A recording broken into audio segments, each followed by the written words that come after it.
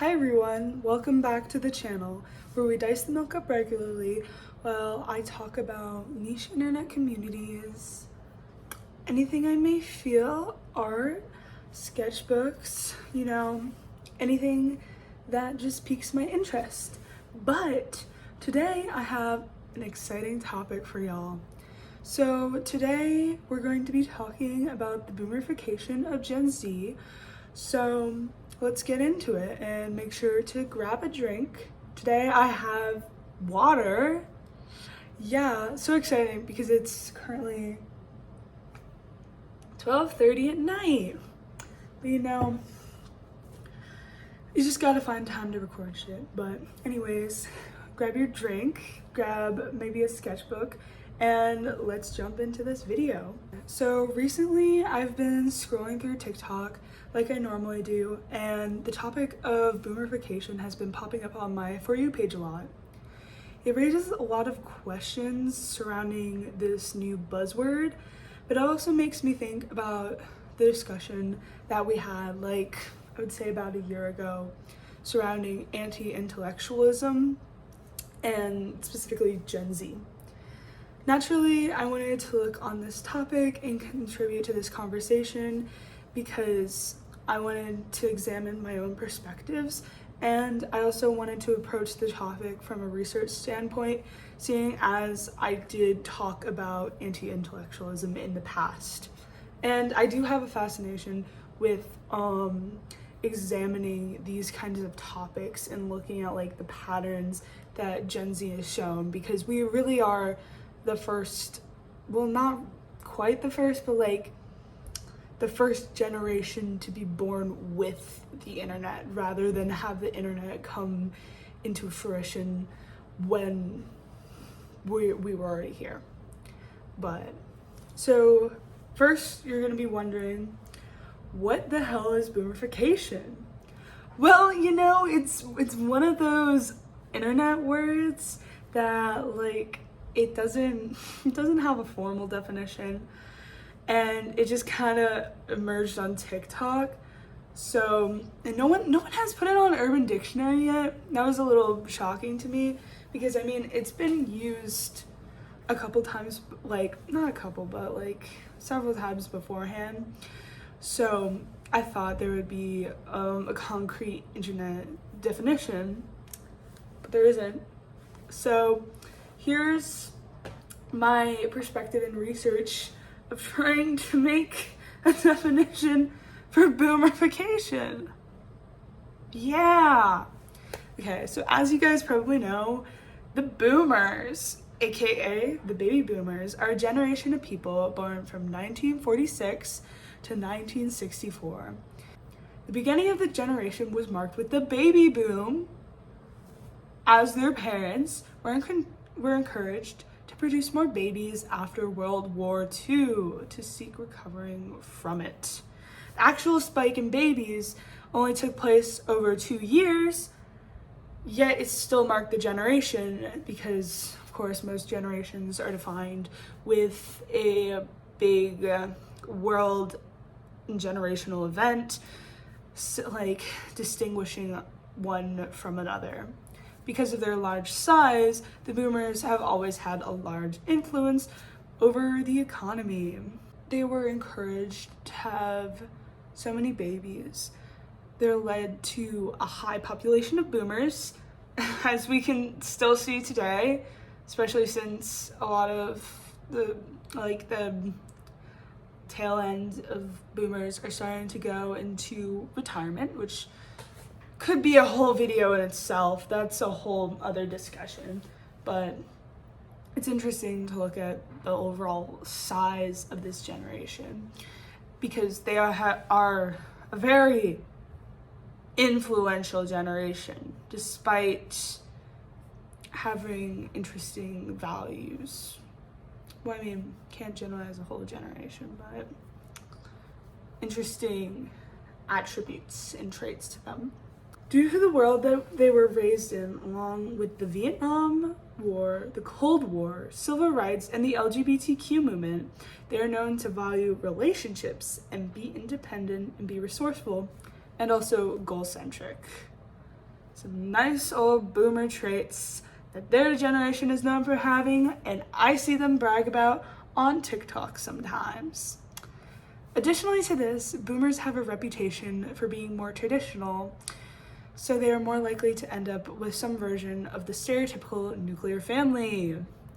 And also, they were also raised in the whole era of growing out the suburbs, seeing as their after World War II happened, their parents were able to get cheap houses through the suburbs and the whole building of the cul-de-sac and these cookie cutter houses. So they were raised with this very traditional value and these very traditional beliefs. It's the environment they were born into, and it's what they were understanding about. Now, I'd like to say this is making a large assumption about the generation as a whole, and there will be differences and outliers in this situation. So again, just take this with a grain of salt, but I'm not saying that all boomers act this way, have these outlooks on life, but this is just what I found while researching some of the other behaviors surrounding boomers. So in the community of the internet, boomers are generally have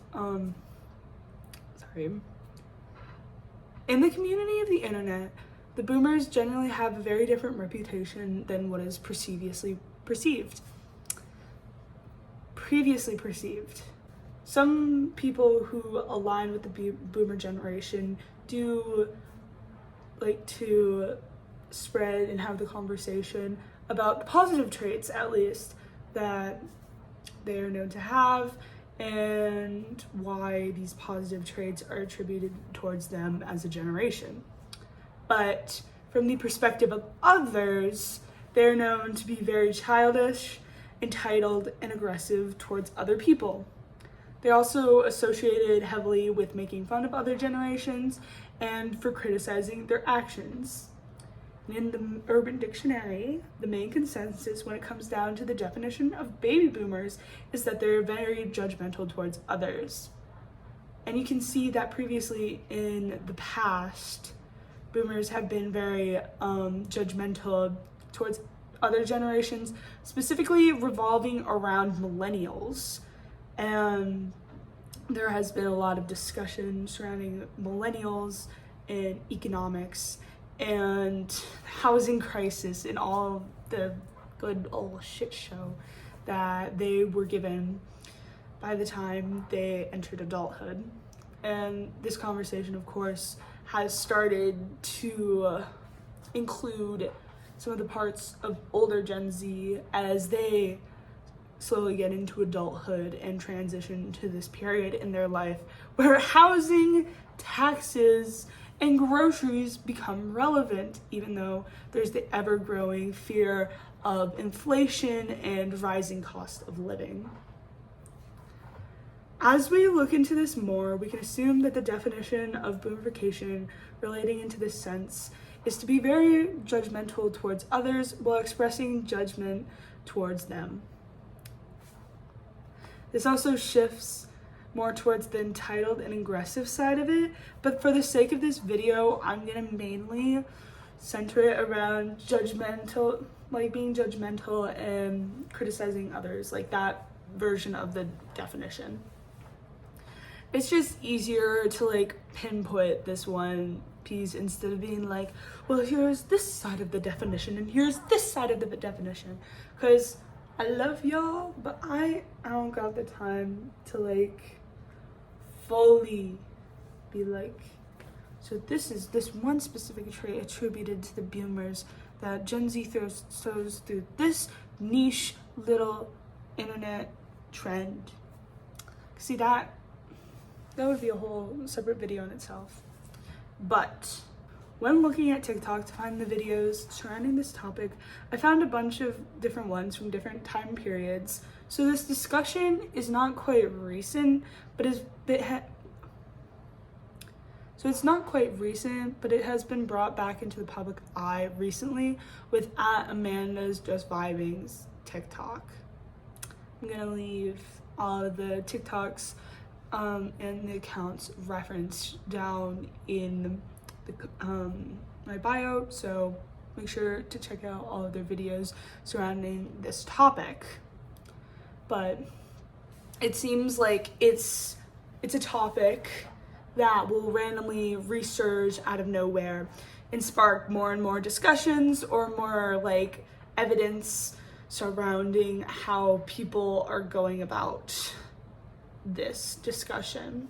This is one of the most recent videos that I've viewed on this matter, and they made the point that Gen Z's humor has evolved into making fun of people. As y'all have probably seen, it can be making fun of people in very different ways, from a positive making fun, maybe poking at themselves too, to the whole negative issues surrounding filming people and making fun of people in the public eye. It ties into the whole judgment surrounding boomers and how they interact with young people on Facebook, because I've noticed a correlation between boomers in Facebook and Gen Z on TikTok, which Amanda's Just Vibing also mentioned in the TikTok. But it seems, well, I mean, with boomers, as y'all probably know, when they see something they don't like on Facebook, they do feel the need to comment on it and judge a certain person for their actions, or maybe for how they dress or express themselves in their identities.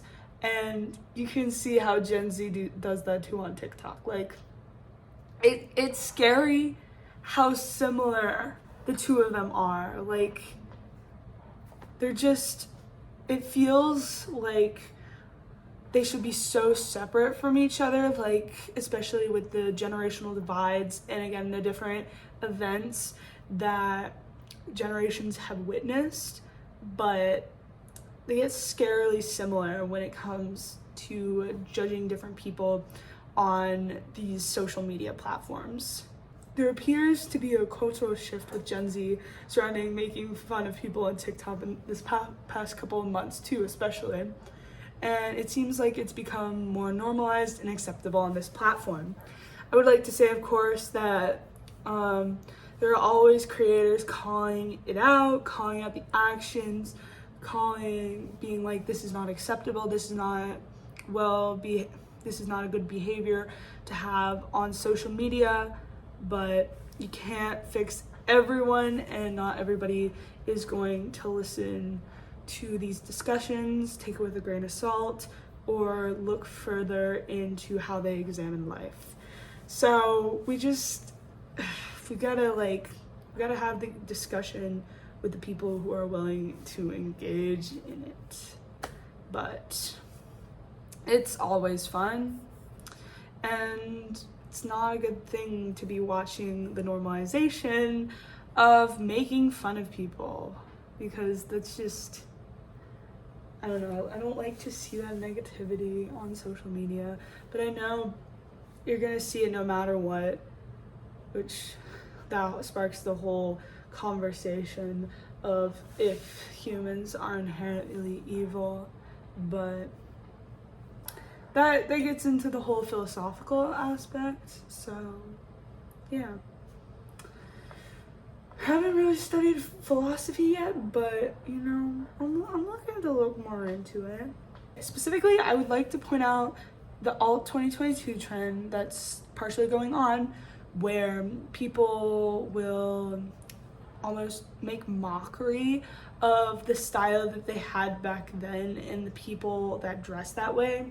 And so they'll dress up in those kinds of clothing, that makeup, use sounds generally associated with the 2020 alt community. And they'll say all these outlandish things, which, again, the alt 2020 community is not exempt from any criticism. it's just different to be making these, as people would say, cringe videos. They literally tag hashtag cringe on it about what was done in the past. And it's just the whole idea of dressing up in this sort of style for other people's entertainment and almost taking it as a performance and as a caricature of what was seen back then. And there has been a cousin to this alt satire trend where people, mainly high schoolers, will film alt people in their everyday life. It goes hand in hand with how like alt people aren't really quite accepted by society, which I think is interesting, seeing as the alt trend in 2020 was very mainstream and a lot of people wanted to dress alternative. So that's when I think like in recent times it's been most acceptable to dress alternative. And since that has since gone away from the public eye, not seen as that, like, it's not trendy anymore, people go back to making fun of alt people and taking videos of them. And so you will see, mainly on Snapchat and TikTok, people posting non-consensual videos of other people that dress these certain ways.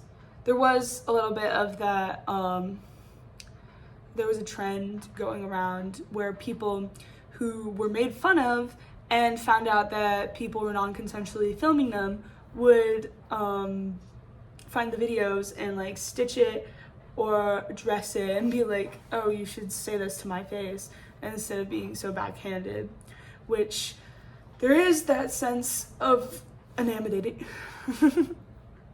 Anonymity?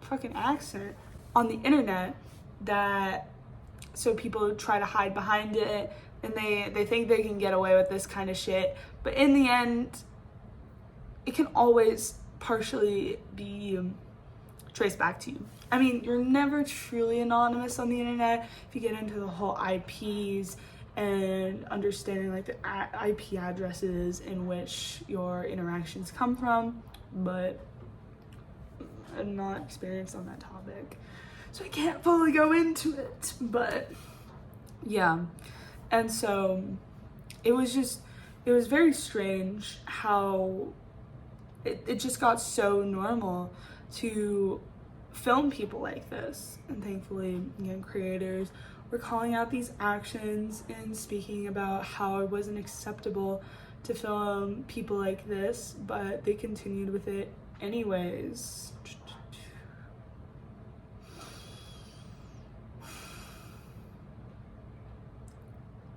I think the scariest part of this trend is that it could happen to anybody at any point in time, and that no one was really safe from this trend.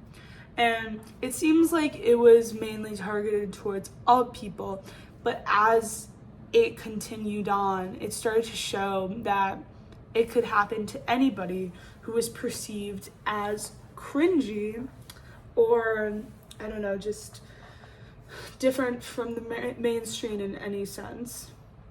And this also doesn't even apply to just teenagers alone. Like, I know teenagers are the target demographic to make fun of people through this way, seeing as we're talking about the Boomerfacation of Gen Z, but the Gen Z teenagers would also target older people too. Like, not like I'm saying like all age ranges, but they would just think that it's really okay to film people going about their life and interacting with them, which, I mean, again, in this whole sense, like, it's never okay to film someone without their consent. Like, that's just not a cool thing to do. I mean, I don't know about y'all, but I would never want to be filmed without my consent, without my knowledge, and posted on the internet and find out that I'm on like cringe compilation TikTok or some shit like that. It doesn't sit right with me.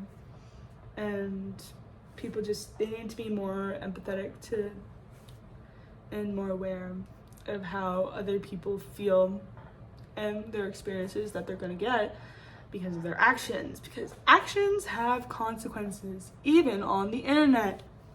Oh my god, I know, that's such a shocker. Oh my god. I can also actually emote instead of doing my little JPEGs now, because this hits so much harder than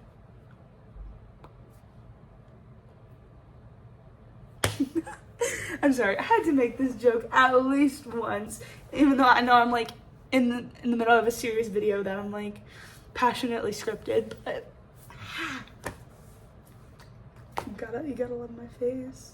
Additionally to this, it has brought about the feeling of being constantly surveyed, even if it's just by your peers. Like, ever since this trend started and people started to film others online, it seemed as if you can never escape from being watched and commented on. And I mean, nowadays, just about everybody has a phone or some sort of device, and they have a way to communicate through this and take videos and take photos, so you can just never escape from it. And there's always that underlying fear of, am I going to be filmed? Are people going to take non-consensual photos of me? And all this stuff. Because, I mean, not everybody is a respectful person, as we can see in this situation. They're just more likely to do certain things without your knowledge. Oof, what a fun time, honestly. God, the internet, such a blessing, but such a curse at the same time. And yet it affects our everyday life so much, yet so little in certain aspects. But good times, am I right? Okay. But so, a creator that goes by the way flower_C_sand on TikTok made a video about this recently, talking about wanting to hear the opinion of Gen Z on this matter. This was a follow-up to some previous discussions that she had made on her account. She was the creator who originally coined the phrase Boomerfacation and has a 9-part series on TikTok discussing this matter. I would recommend giving their videos a watch, because when I was looking into the origin of this discussion, she was one of the first people that started it. In the most recent Boomerfacation video, she talked about wanting to hear the perspective of Gen Z members that had first-hand experience and how they perceived the Boomerfacation of Gen Z, especially while growing up. I wanted to contribute to this conversation, as I consider myself one of the outliers within the space that I occupy and have a neat perspective from going from conformity to non-conformity and the process that involved being put through non-conformity. So I've gotten to experience a lot of these perceived ideas from my general day-to-day life. I don't have too many experiences with the TikTok ridicule, and I consider myself quite lucky, or that I know of, but a lot of times when I think about this topic, I think about the environment that has been created around me as I go through my teenage years. And it just seems like there's this sense of ever-growing conformity that Gen Z has to go by. I know that there's always been the case of sticking to the status quo, but it has begun to evolve into something else in the recent years. There's an everlying fear and anxiety that I've seen in people around me too.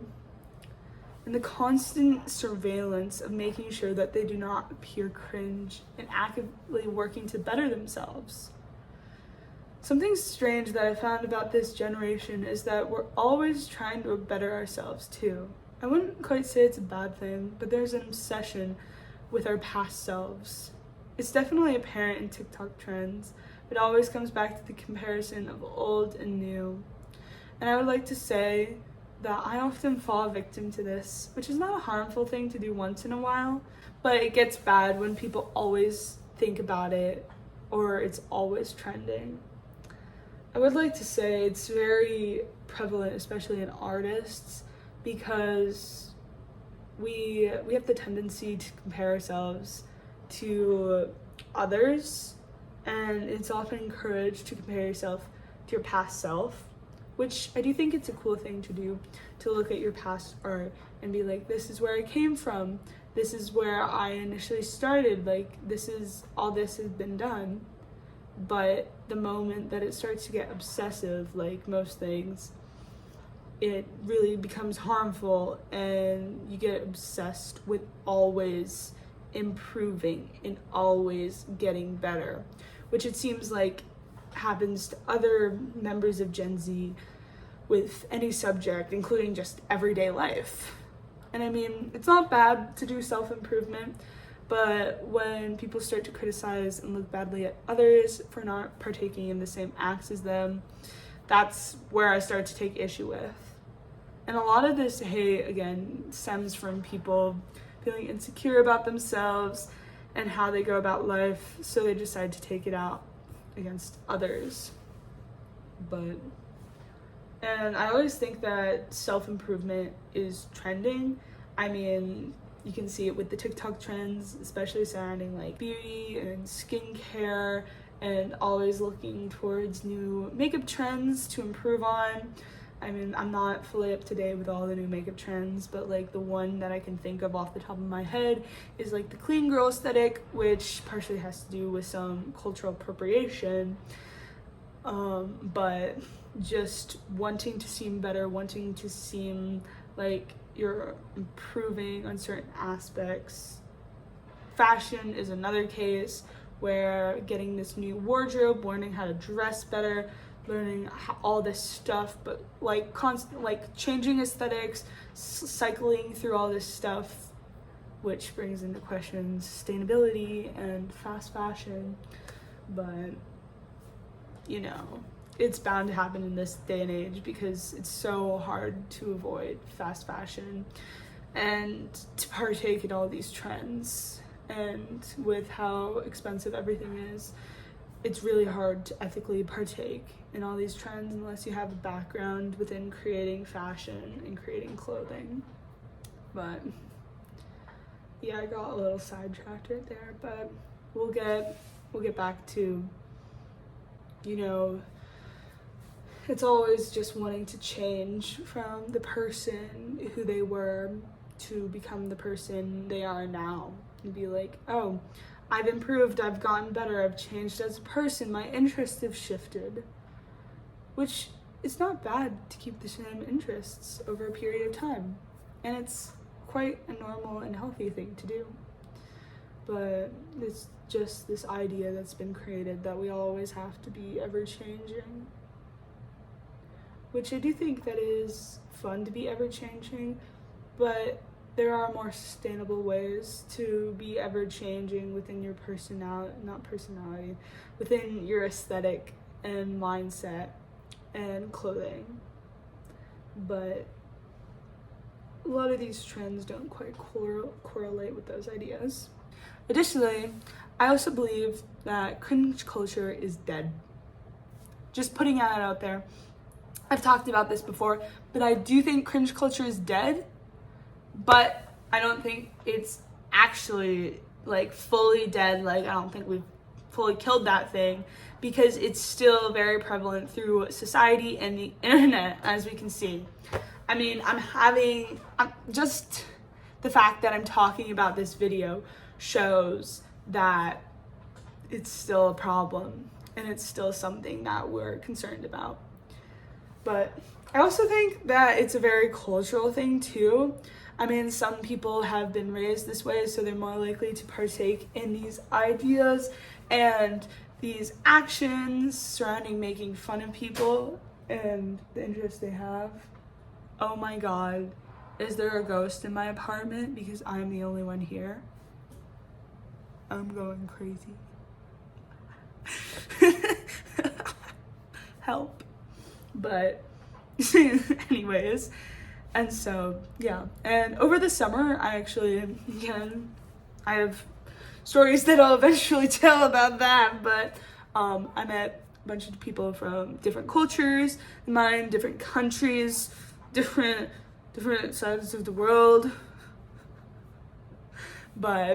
and I realized that it can be a cultural thing, and being raised in this environment can prevent people from fully expressing themselves and being afraid to be themselves too.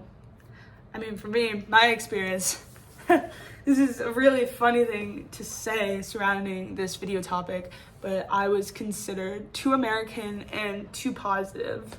So yeah, because I would always have the sentiment of, oh, cringe culture is dead, like, why can't you let people exist without criticizing them and for doing things they want? Because I mean, when it gets to the point of the things and actions that they have being harmful, that's when like I draw a boundary, draw a line, and step in and say, yeah, it's okay to like criticize that, have a discussion surrounding their actions and thinking about it in a critical manner. But you don't always have to have a conversation about what people do. Like, I don't know, if I had a friend that likes Bluey, I wouldn't have to criticize them and be like, oh, why do you like Bluey? It's a kid's show. Like, no, they can like that. Like, as long as it's making them happy and it's not hurting others, it doesn't matter. But I don't know, I think it's kind of sad that like we've evolved away from that sentiment of let people be happy, and we're still in the old ideas of constantly criticizing everyone because there's so much negativity that stems from it. Like, I don't think it's helpful towards everyone for people to constantly be criticizing others and calling certain interests cringe and be like, oh, why do you do that? Why do you do things that way? Like, that's so bad. Like, oh my God, I can't believe you would actually do this kind of shit. Like, no, let them live. Let them live. And that again ties into the idea of surveillance. Like, people, you just can't let people have their own interests. Like, they should be able to do things like this and exist peacefully within their everyday lives without people criticizing them and acting like boomers, the whole Boomerfacation of Gen Z, and just keep on going with this. Like, it just, I don't know, it doesn't feel quite sustainable. And I mean, everybody develops at their own pace, but it doesn't seem like the healthiest thing to always be negative. Like, if I say it that way, it makes the most sense, like always being negative, but you don't quite see it through that lens when it's always a joke or just considered in a light-hearted manner while hiding deep intentions within what they said.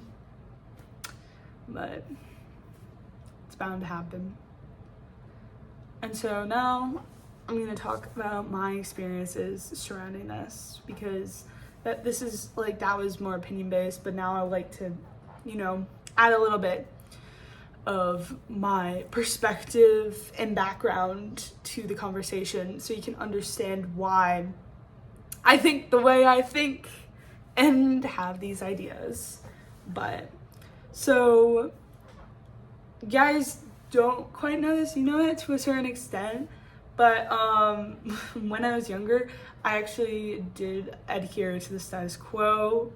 I mean, yeah, it's bound to happen to everyone, but I actually had a lot of social anxiety as a kid, so it made sense for me to conform. I mean, a lot of the social anxiety was present in middle school and then the earlier end of high school. So that really stunted a lot of the personal growth that I could have had and all the interests that I could have been exploring from that time on. But I mean, it always felt like people would comment on my interests and what I partaked in, what I liked, and it just felt like I didn't have the space to experiment or really push the boundaries in just surrounded by my peers. Like one of like the key moments that I still remember in my head is when I was in middle school, and one time I loved being a little edgelord, if you must say so myself, in middle school, and I wore black sweatpants and a black top and a choker. And I actually got that choker the night before from Claire's, and they had the buy 3 get 3 free sale, and I was with my mom, and she looked at me and she said, "Oh, you can pick out any other accessories you want," because we were already getting stuff for a dance I was going to. And so my little child mind wanted the choker, because I'd always loved chokers. I was always drawn to a more darker and gothic style, loved vampires, and was gonna get into Twilight at that point. And so I went to school wearing that choker the next day, and then I had like this kid questioning me, this kid in my grade. He's like, "Oh my god, you're wearing all black, like are you some kind of goth now? Like, what's with that choker? Like, why are you doing that?" And I got so many questions just from wearing like this was like 2016 too, like this simple, you know what choker I'm talking about, simple like not lace, plastic intertwined choker. And from getting all this attention from basically wearing nothing, like nothing really monumental, it scared me off.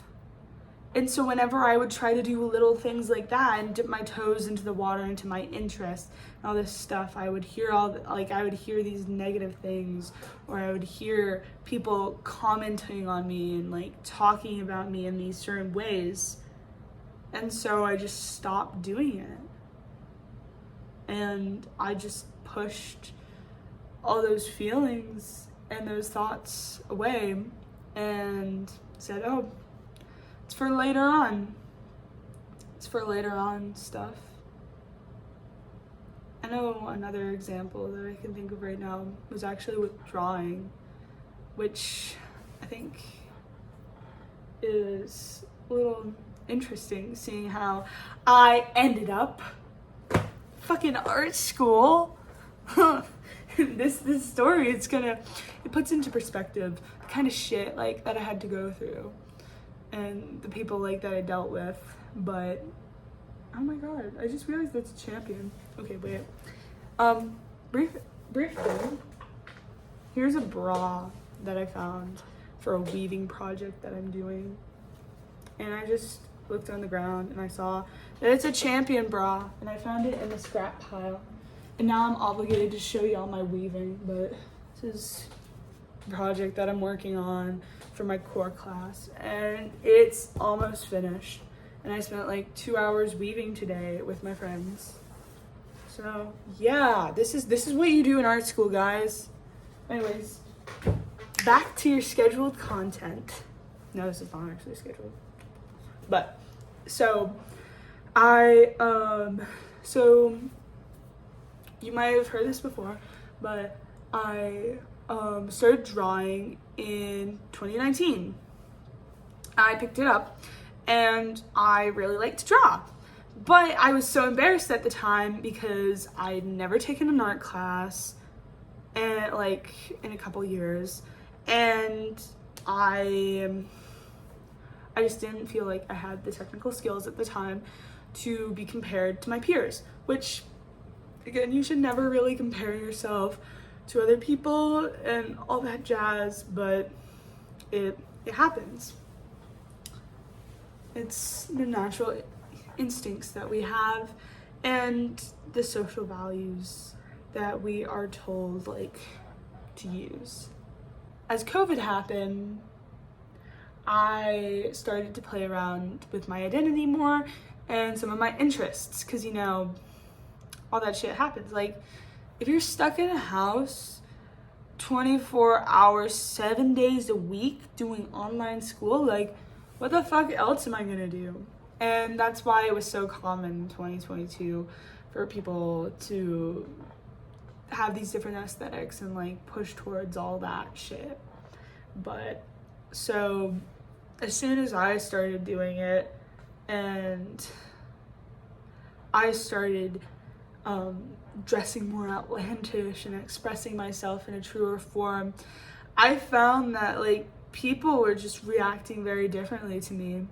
I felt pushed away socially.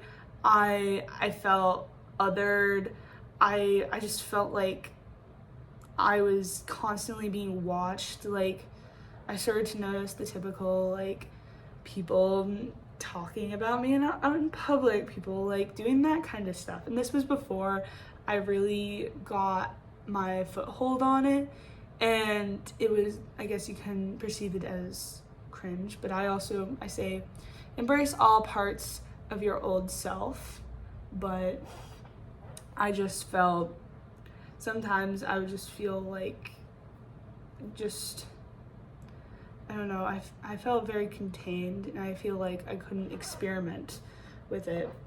I would also say it's because of the community I was a part of, because as staying in art school now, like, it just matters the place that you're in, because I was in a more, I guess they pretend to be very open and very forward thinking, progressive, but in reality they actually weren't. There were a lot of traditional values, a lot of gender roles, a lot of all that kinds of stuff. It was very white at times too, and so people would just push like all these ideas and beliefs into the environment I was in. So if you weren't, typically like blonde, straight, and skinny and cis, then it was a little harder. And I also I would notice through my friends and other people like that they were afraid to talk about their interests, or they were afraid to explore parts of themselves because they would be perceived as cringe or be perceived as weird, which, if you want to be perceived as weird, go ahead, go do that. I live for that kind of shit. But just by barely standing out, they would still be perceived in that way. And I think that from how people have gotten so scared over this, it makes it less likely for people to experiment with themselves, people to push the boundaries that they have and explore these ideas and thoughts and beliefs and ways of expression that they've never done before. With the constant surveillance and constant making fun of people, it doesn't leave an area for people to be truly free.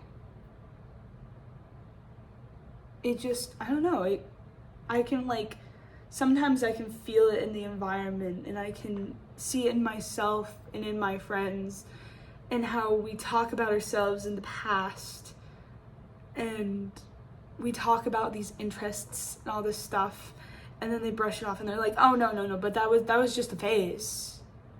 That was just my past self. No, I've moved on from that. I'm so different.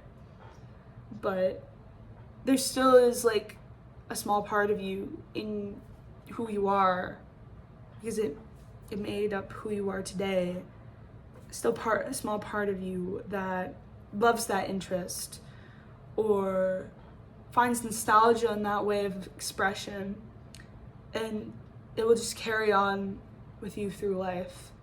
So you gotta embrace it while you have it. And they just, I don't know, they call themselves cringy, or be like, oh yeah, you know, that was such a weird thing that I did, and that was so bad. And now I can see how it leads to them criticizing others and criticizing people who also had those interests or beliefs. That's why a lot of people will like criticize people in anime phases, even though like they might have had an anime phase.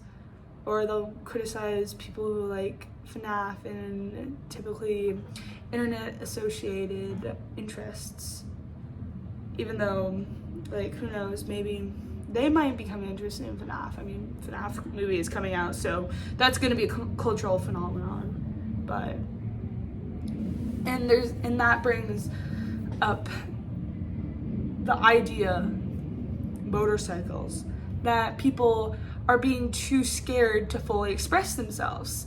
Like they also might just go along with the ideas like, oh yeah, I don't actually like that, because they want to appear more appealing to others and more palatable to the people that they're surrounded with. Because I mean, if you're talking to someone who appears to fit in the normal status quo and you're talking about FNAF, all that stuff, that might be seen as weird. Or you're like, yeah, I'm actually a furry and I do this kind of thing. They might be like, wait, what? Scared off by the not mainstream. And I think that definitely has stunted our generation in a lot of ways, because it's just being scared to express yourself. Again, saying this as a person who is scared to express themselves, like I understand why people do it. I understand why you don't want to express yourself and fully show who you are, because it does take a lot of energy and ego strength to be able to hold up your true identity to the world and not get shot down by it. It's absolutely crazy. But I just hope that over time people can start to be more unabashedly themselves and embrace who they are, which I mean, they're basically the same thing. Because I think it's so much fun. It's so much more fun to be in a world where people are just who they are, unabashedly. They just express themselves in every sort of way and shape and manner. Because where's the fun in constantly hiding yourself and making yourself be more palatable towards others? Because I mean, you only really have one life in the end, and you get to choose how you spend it most of the time. Some things are unwilling. I get circumstances are beyond our control, but you get to choose how much of yourself you can show. But we just gotta step away from this cultural homogeny and constantly labeling ourselves and putting ourselves in aesthetics and like restricting and boxing ourselves in. Because when you box yourself in, you cram yourself into one aesthetic and you're like, I can only be this one thing, this is who I am, and define who you are by this one identity, it creates this whole mess of things. And it leads, I don't know, it makes, sometimes I always think that when people do stuff like that, it makes them feel less human and more just that aesthetic and that one thing or that one idea. But labels do also comfort people sometimes, though they can really limit your actions and your scopes and ways of expression. And so it all, in the end, it leads this idea of boomerfication and people stunting themselves just because they're afraid of what other people are gonna do and what they're gonna say and how they're gonna record them. But the problem is they actually keep on recording them and they actually keep on enforcing this fear, because you might think that this is just an irrational fear, but the kicker of this conversation is it actually happens, and you gotta like discourage the people and like not give too much attention to the people who do this stuff, which I know I'm like giving partial attention to it in this video, but it's more discussion based and seeing why does this happen? Why is it a part of this generation? But we gotta step away from it and try to be as unaffected by these ideas as we can be, which is a bit hard, but it's something that we need to step forward towards. But I believe that if individuals keep on doing it, keep on expressing themselves, showing other people that they can be themselves unabashedly in this world and still survive, that it will encourage more members of our generation to partake in such events. Thank you for watching the video. It is currently 1:30 a.m. and I'm about an hour of footage. Yeah. So this is I'd like to admit I've had a little bit of a video block, you can say, with finding topics to research about and things to look into. So I'm hoping I can start to see more stuff that I'm interested in talking about after this. This is like the first time I've done like a more so video essay thing after anti-intellectualism, which oh my god, I always end up talking really late at night and like getting on these tangents, because I think I might have watched Moon's Daydream, or like some kind of shit like that, like very existential, very like critical towards my life, and then I like made the video unscripted. But this time I wanted to take the approach of doing something more scripted while also giving room for wider discussions to take place based off of things that emerge in my mind while I have the discussion with myself. But if you enjoy these videos, make sure to hit that subscribe button and the like button too. And if you also want to contribute your ideas to this discussion, please do it in my comment section. Please be respectful, because yeah, I've had people in the past comment weird ass things, and I'm like, oh honey, I'll have a discussion with you, but only if you're nice towards me. Like, don't be an asshole. Like, there's the whole video that I just made was the point of don't be an asshole. Just don't be an asshole in my comment section. Plain thing to ask. Like, it's fairly simple. But yeah, my sketchbook's taking a fucking long time to finish, so you'll get a sketchbook tour eventually. You'll get one eventually, I promise. Here you go. Sneak peek at art I've been working on. Woo! That's all you get, because I've been making so much fucking art, but I can't quite fully show it because it's everywhere. Like, I'm looking at a piece, I'm looking at a piece, I'm looking at a piece, all over my fucking dorm. 2 in my closet. There you go, you can kind of see it, but yeah, art. This is also art too. It's just a different format of art, but I need to go to sleep. I'm going crazy, but yeah. Hey, at least I'm going crazy passionate about something. But I hope y'all are having a good day, good week, good life. I hope you enjoyed listening to me ramble on for a very long amount of time. And if you made it to the end, congratulations, you survived.